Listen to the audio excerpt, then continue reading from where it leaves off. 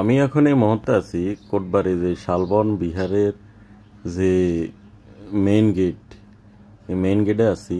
Ticket counter থেকে ticket নিছি। আজকে ভিতরের অংশে যে দৃশ্য, এগুলো আপনাদের সামনে তুলে ধরবো। এই হলো যে বিহারের যে মেইন গেট, এটা হচ্ছে মেইন গেটটা। আসলে ভিতরে অনেক সুন্দর, তবে এটার আরও কয়েকটা ভিডিও আছে, এগুলো আপনাদের সামনে তুলে ধরবো। তবে বাড়িতে থাকার কারণে আমি এগুলো আজকে আপনাদের সামনে তুলে ধরছি। এ হলো নবম শাল বৌদ্ধ বিহার, টিকিট 30 টাকা, লেখা আছে কয়টা থেকে কয়টা পর্যন্ত। এটা সব কিছু। আমি এখন আছি ভিতর থেকে, বাউন্ডারির ভিতর থেকে যে মন্দিরের যে দৃশ্যটা, এটা এমন অনেকটা সুন্দর। আসলে আমি যে টাইমে আছি সকাল সকাল, মোটামুটি 10টা, প্রায় 10:30 বাজবো।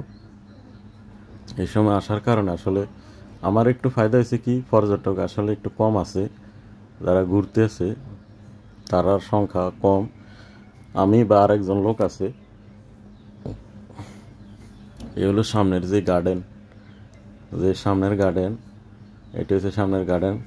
এদিকে আবার সিংহর চারদিকে 4টা সিংহর পুতলা আছে। এই হলো যে এই ভবনটাতে আসলে ঢোকা নিষেধ। যারা এখানে যারা লেখাপড়া করে তাদের জন্য। এখন চলে যাব যে নতুন যে ভবনটা তৈরি হয়েছে, এই ভবনে চলে যাব। এ হলো এই ভবনে ঢোকার মেইন গেট এটা। তবে আমার কাছে সবচেয়ে বেশি সুন্দর লাগছে সে সামনে যে সাপের আকৃতি, এগুলা এ বলে এটি মনিরাজ নাই নাকি একটা জিনিস, নাগরাজ যথাসম্ভবত নাগরাজে লেখা।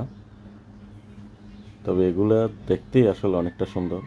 তবে সবচেয়ে বেশি আরো আকর্ষণীয় হইল এই নাগরাজে স্পর্শ করা যাবে না, লেখাও আছে।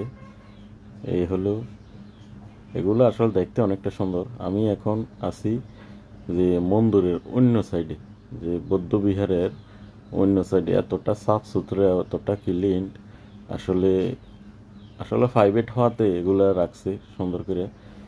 এই হলো নাগরাজের যে, আসলে এই জিনিসটি আসলে অনেক সুন্দর। তবে যারা ঘুরতে আসবেন এগুলার প্রতি আকৃষ্ট অবশ্যই হবেন। এগুলা ধরা কিন্তু নিষেধ, দূর থেকে ভিডিও করা যাব। আরেকটা জিনিস, এই যে বৌদ্ধর যে একটা বড় পুতলা, এটা দেখতে আরো অনেক সুন্দর। তবে দূর থেকে এটার আকর্ষণীয় যে কালারটা ফুটছে, কালারটা আসলে যে সোনালী কালারের যে রংটা করাতে, দূর থেকে জিনিসটা দেখতে অনেক সুন্দর, দেখতে অসম্ভব সুন্দর। এ হলো এখানে একটা চাকার মতন একটা যে ডিজাইন আঁকছে, অসম্ভব সুন্দর এটা, এবং কি শিলা পাথর দ্বারা বানানো হয়েছে। এ হলো ভিতরের অংশ।